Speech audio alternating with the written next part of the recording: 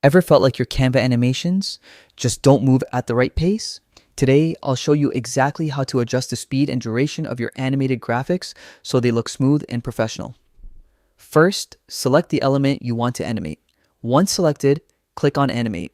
Here, you'll see an option to adjust the speed. Simply drag the slider to make your animation faster or slower. Keep in mind, some of these advanced speed controls might require a Canva Pro account. But what if you want to control the timing for an entire page? That's easy too. Look for the stopwatch icon on the timeline.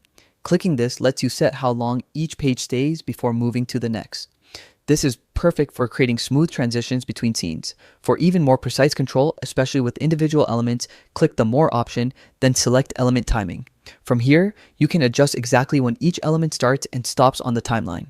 This feature is great for making sure text, images, or icons appear at the perfect moment. By mastering these simple steps, your Canva animations won't just look good. They'll feel dynamic and professional.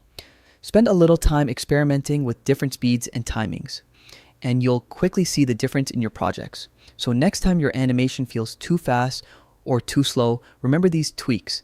They're your secret to perfectly timed Canva animations.